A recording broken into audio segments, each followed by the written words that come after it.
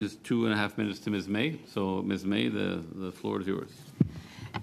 Merci, Monsieur Trudel, pour votre... Thank you, Mr. Trudel, for your generosity. I want to try to ask officials about sensitivity analyses that have been done in terms of, as Monsieur Trudel raised quite appropriately, the impacts of things like Baie du Nord. Le ministre a donné son appui pour le projet Baie du Nord. I'm looking at what increases in greenhouse gases we can see when we speak of unprecedented investments by this government, the $34 billion to Trans Mountain expansion comes to mind, and the question of what level of greenhouse gas increased emissions we'll see as a result of the Trans Mountain pipeline. I wanted to ask officials if they had examined the price sensitivity analysis and the relation between building a pipeline when oil prices are generally low and how they increase emissions. The most detailed report I've seen on that was the U.S. State Department environmental assessment on the Keystone Pipeline. And I wonder if any of the officials here had examined that and then looked at what kind of emissions increases we would see with the Trans Mountain Pipeline. You have 1 minute.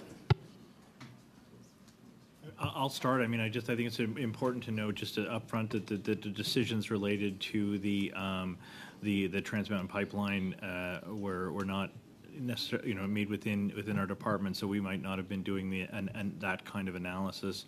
But I'll turn to Derek if you want to add anything. No, I don't have anything to add. Our projections are based on the Canada Energy Regulator price and production forecasts, so we don't have specific projects per se in our, at least from our macro level projections. My concern is that we, in this conversation, we quite often dive into details and weeds that don't make sense to Canadians. In 1990, our greenhouse gas emissions were 608 megatons, bringing it back up to easy levels for people to compare. And in 2022, they were up to 708 megatons, whereas virtually every one of our partners that signed the Kyoto Protocol, particularly the European Union as an example, were far below their 1990 levels. We're one of the only countries that remained above 1990 levels. And based on anything one can find in the literature, building additional fossil fuel infrastructure will increase emissions. The International Energy Agency says so. The Intergovernmental Panel on Climate Change says so. So putting public money into building the Trans Mountain expansion, particularly when, this is the point about the U.S. State Department analysis, particularly when the price of Western Texas Intermediate is low, will actually increase emissions. We're done. Oh, that's it. Oh, sorry. I thought we had 2.5 minutes. I'm sorry. Well, yes, you got more than that, but it's always very interesting. I wish I could give you more time, but doesn't know. So. Yeah. Okay, Ms. Collins. Well, I'd like to offer Elizabeth the opportunity to finish her sentence.